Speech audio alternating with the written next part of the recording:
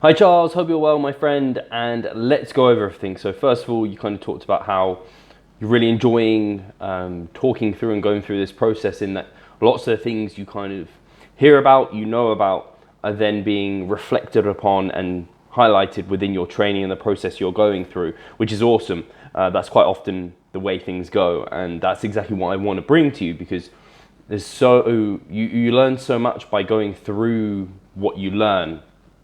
It's like learning how to drive and passing your theory test is very different to actually getting in the car and then driving it.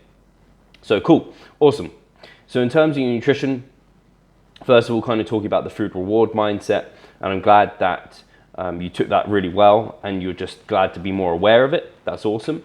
I think it's just important, and I think as you get further into your improvement season, you'll get further away from that. I'm working with a few people who are just transitioning out of contest and getting into their improvement season, and they're very much the same way, where they are using kind of steps and things like this to make up for if calories go higher, and they're kind of like, they become an input and output system rather than what we really want to be. So that's cool. And then in terms of kind of drinking a lot of protein shakes, being really well informed about vegan and what that means in terms of protein quality, making sure you're mixing protein sources together. Very interesting to hear about Menno's kind of input on kind of the various vegan sources that cause phytic acid, and that kind of down regulating how much protein you're getting, and then you want to have a higher protein intake. We have a reasonably high protein intake anyway, which kind of has that 20 to 25% buffer in there.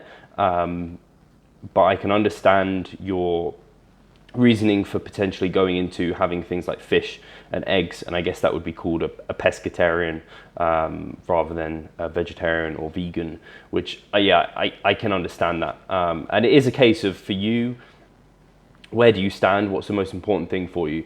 Because I know for my girlfriend, very much she is along the mindset of, she likes sustainability for one, but also she really cares about kind of animal rights and the humanity that is present there, and the downside effects of all of that. But she isn't into bodybuilding or anything like that.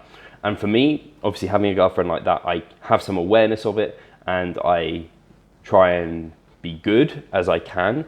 And I said to her that actually for me, and this might come across slightly bad in some ways, but I was like, I much more care about the sustainability of our diet and the consequences it's having on our environment, more so than kind of animal rights as such. Not that I'm ignorant to that or very kind of like just a carnivore or anything. I don't have an excessive meat intake, because some of the vegan stuff is not that sustainable, and that has to be considered as well. In my opinion, it's almost as bad as some of the slaughter that goes on. But anyway, it's a complete side tangent. It's completely your choice. It's completely up to what you want to do.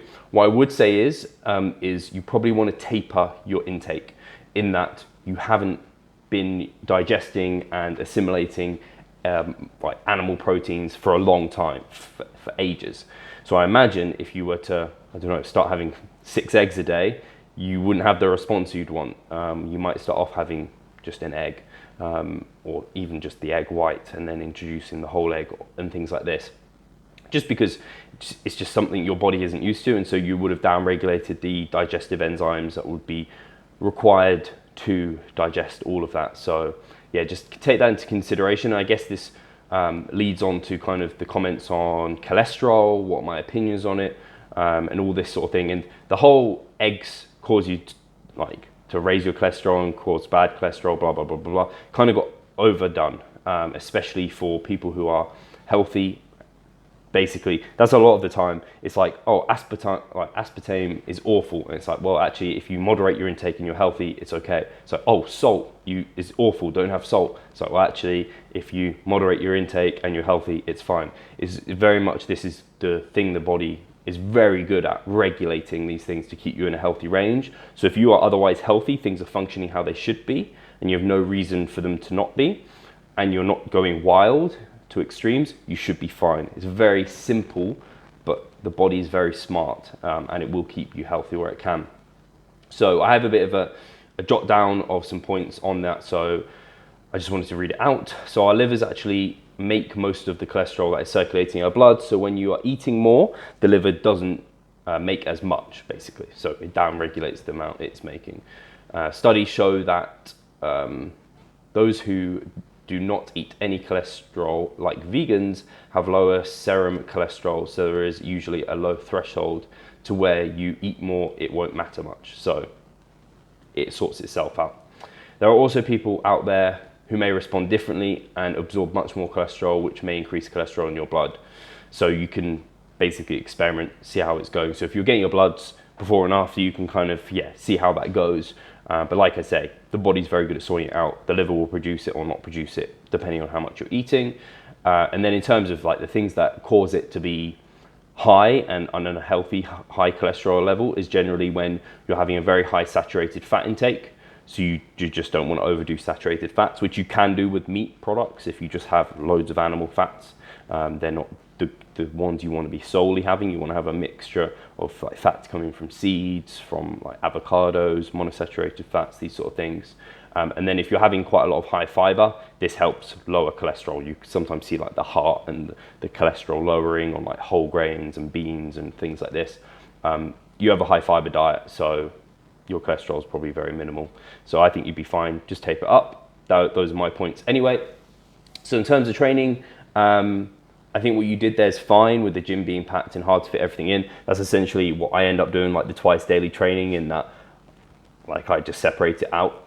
The only time that becomes somewhat of something you generally don't want to get into a habit of doing is when, say, I do my chest pressing and then in the evening I come and do my chest flies.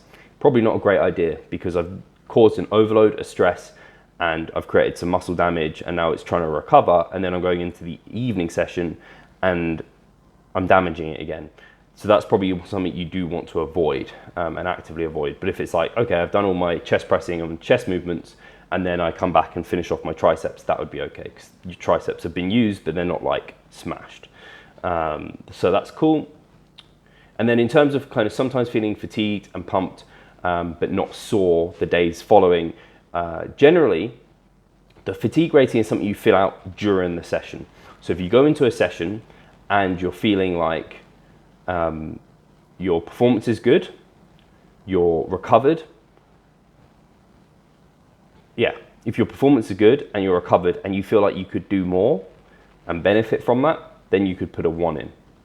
If you feel like it was a tough workout, you weren't as recovered like fully, and it was a good amount, and it was tough, like I say, it's a 0.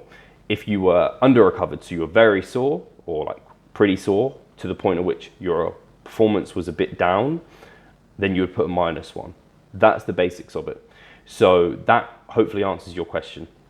In the first week and thereon, you should be able to get like pumps, and they should be hard sessions. The soreness is a lesser of a factor.